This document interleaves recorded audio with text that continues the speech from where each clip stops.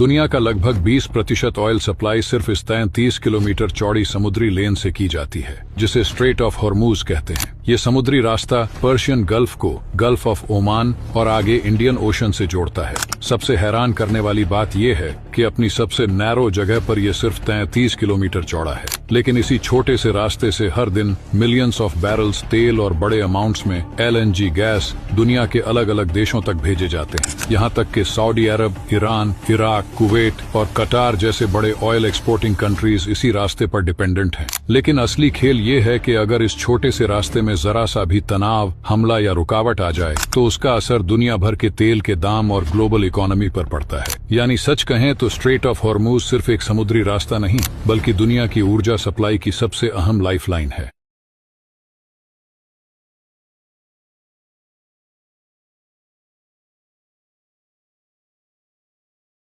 ये रास्ता ईरान और ओमान के बीच में स्थित है। इसका सबसे संकरा हिस्सा सिर्फ 33 किलोमीटर चौड़ा है, जिसकी वजह से इसे नियंत्रित करना आसान माना जाता है। भारत अपनी कच्चे तेल, क्रूड ऑयल की जरूरत का लगभग 40% से 50% इसी रास्ते के जरिए मंगवाता है।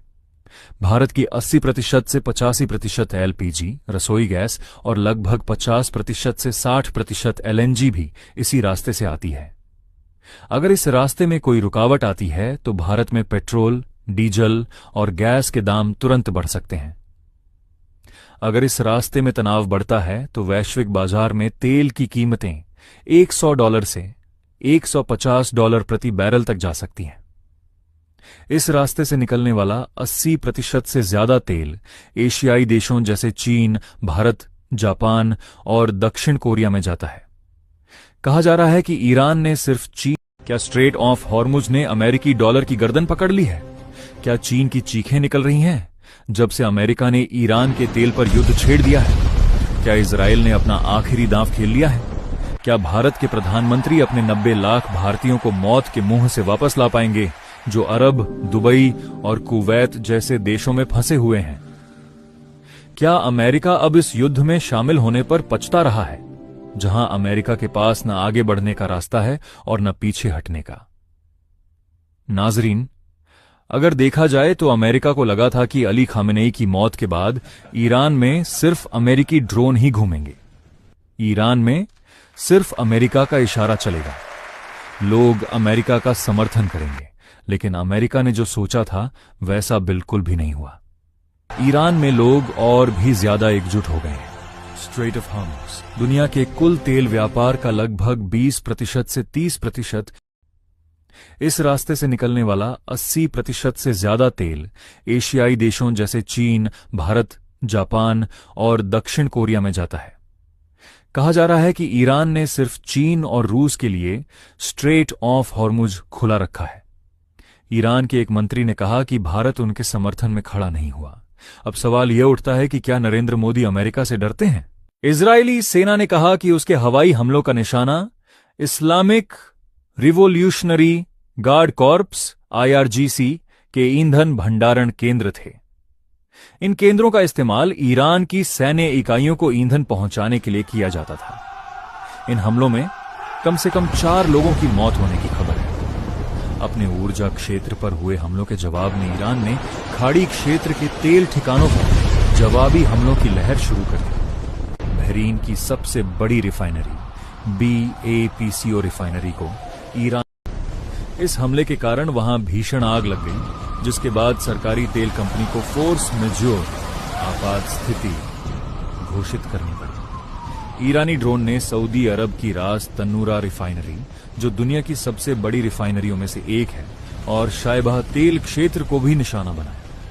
हालांकि सऊदी रक्षा प्रणाली ने ज्यादातर ड्रोन को मार गिराया, लेकिन गिरते हुए मलबे की वजह से रास तन्नूरा में आग लग गई, जिससे वहां का संचालन अस्थायी रूप से बंद करना पड़ा। रिपोर्ट्स के मुताबिक ईंधन डिपो पर हमलों के जवाब में ईरान ने इजराइल के हाइफा रिफाइनरी पर भी हमला किया। इस पूरे तनाव का असर वैश्विक तेल बाजार पर भी पड़ा है। तेल की कीमतें, ब्रेंट क्रूड की कीमत $100 प्रति बैरल से ऊपर पहुंच गई, जो 2022 के बाद पहली बार हुआ है, और यह लगभग $120 प्रति बैरल तक पहुंच गई।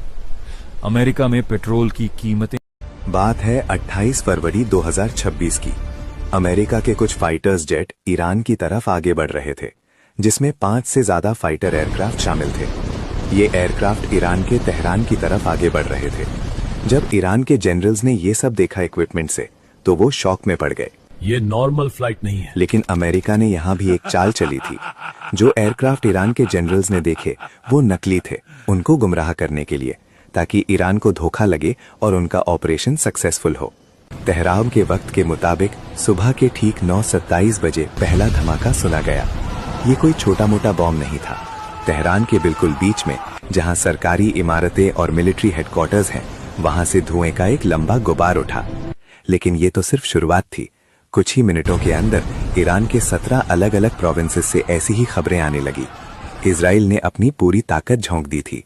उनके 200 से ज्यादा F-35 और F-15 फाइटर जेट्स। इस ऑपरेशन को इजराइल ने नाम दिया था ऑपरेशन रोरिंग लायन। लेकिन इजराइल अकेला नहीं था, पीछे से सपोर्ट मिल रहा था दुनिया की सबसे बड़ी सुपर पावर यूनाइटेड स्टेट्स का। यूएस ने इसे ऑपरेशन एपिक फ्यूरी कहा। यूएसए और इजरायली फोर्सेस ने ये जॉइंट मिशन स्टार्ट किया। अटैक का फोकस मेनली ईरान के मिलिट्री और न्यूक्लियर रिलेटेड इंफ्रास्ट्रक्चर पर था। Targets include missile basis, air defence systems, nuclear facilities जैसे नतान्ज और Isfahan, military command centres, government linked compounds. Israel ने कहा कि उसने प्रीएम्प्टिव स्ट्राइक की, यानी अटैक इसीलिए किया गया ताकि ईरान के पोटेंशियल मिलिट्री थ्रेट्स को पहले ही डिस्ट्रॉय किया जा सके। ऑपरेशन से पहले मुसाद, इजरायली इंटेलिजेंस और सीआईए ने रिपोर्टेडली मंथ्स तक सर्वेलेंस की। सैटेलाइट ट्रैकिंग, सिग्नल्स इंटेलिजेंस और लोकल इंटेलिजेंस नेटवर्क से लीडरशिप और मिलिट्री टारगेट्स लोकेट किए गए। कुछ रिपोर्ट्स में अंडरग्राउंड बंकर्स और लीडरशिप कॉम्पाउंड्स को भी टारगेट करने की बात कही गई। तेहरान के टाइम के मुताबिक सुबह 9:40 को अली खामेनेई और उसके साथ और जनरल्स एंड कमांडर्स ऑफिस में बात कर रहे थे। तब एक अमेरिका मिसाइल उस ऑफिस पर टूट पड़ता है और अली खामेनेई और उसके कमांडर्स वहीं शहीद हो जाते हैं। कुछ रिपोर्ट्स के मुताबिक खामेनेई हमले के फौरन बाद शहीद नहीं हुए थे, बल्कि उन्हें जख्मी हालत में हॉस्पिटल ले जाया गया था, जहां अगले दिन इलाज के दौरान वो शहीद हो गए। इस हमले में सिर्फ खामेनेई ही नहीं, बल्कि ईरान की कई अहम शख्सियत और उनका खानदान भी निशाना बना। उनकी बेटी, दामाद और पोता, ग्रैंडचाइल्ड मौके पर ही शहीद हो गए। तकरीबन 10 बड़े मिलिट्री और एडमिनिस्ट्रेटिव ऑफिसर्स भी इस स्ट्राइक में मारे गए, जिनमें IRGC रेवोल्यूशनरी गार्ड के टॉप कमांडर्स शामिल थे। ये सुनकर ईरानियंस पब्लिक सड़कों पर उतर आए और प्रोटेस्ट करने लगी। अमेरिकन फोर्स चुप नहीं बैठी यहाँ। उन्होंने अगला दिन एक ईरानी स्कूल पे भी हमला किया, जिसमें 160 से ज्यादा बच्चे शहीद हो गए और इस खबर ने दुनिया में हाहाकार मचाकर रख दिया। हर तरफ से प्रोटेस्ट चल रहे थे अमेरिका और इजराइल के खिलाफ। इस पॉइंट तक ईरानियन फोर्सेस को एक बहुत बड़ा सदमा लग चुका था। सारे बड़े बड़े कमांडर्स शहीद हो गए थे। टर्निंग पॉइंट तब आया जब चाइना ने ईरान की तरफ हाथ बढ़ाया। चाइना ने कहा हम ईरान की मदद करेंगे। इससे ईरान के जनरल्स में हिम्मत आ गई और उन्होंने फाइट बैक देना शुरू कर दिया। ईरान की सेना ने ट्रू प्रॉमिस 4 नाम से एक नया ऑपरेशन शुरू कर दिया है, जिसमें उन्होंने हमलों को और तेज करने की चेतावनी दी है।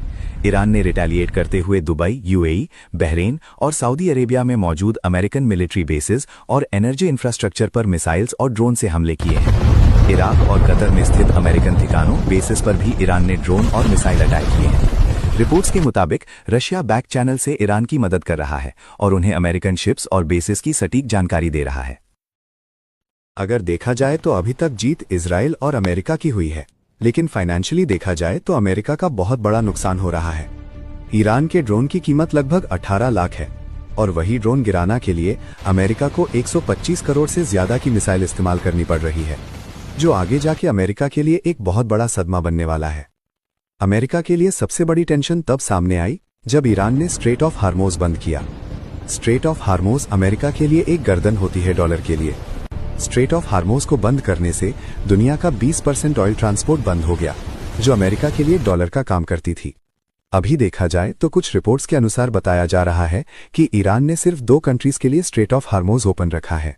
एक है रशिया और दूसरा चाइना। इसका कर्ज हम इंडियंस को भी चुकाना पड़ सकता है।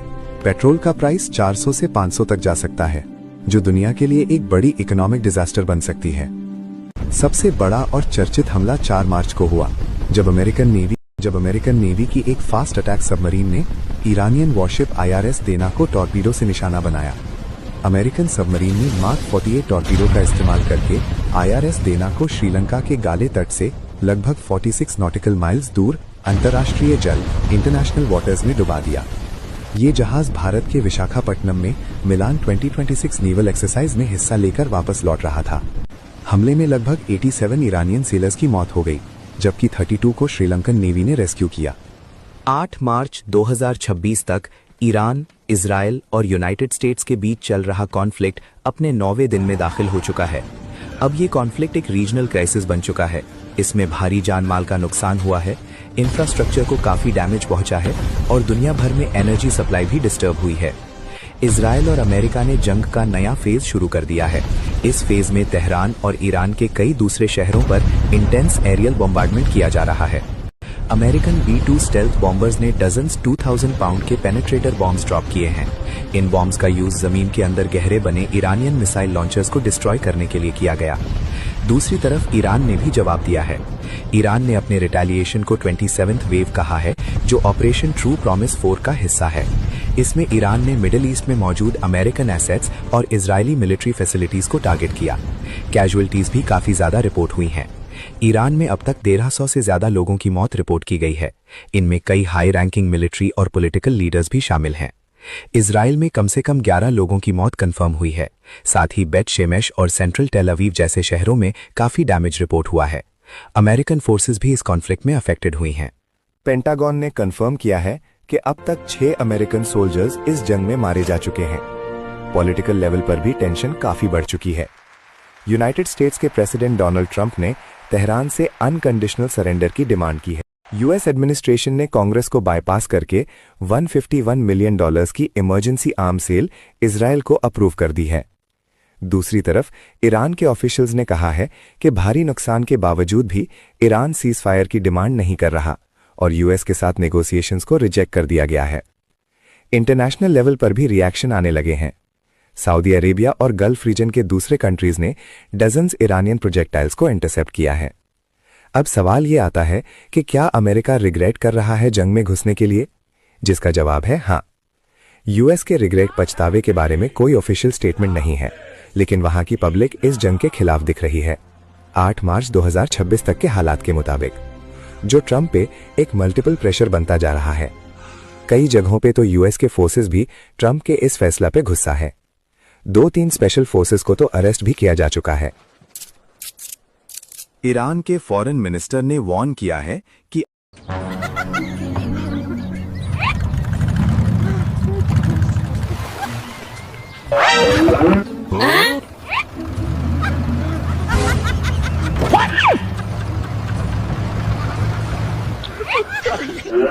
No, my friend. This is an illegal blockade. You can't stop us. We have the right to pass.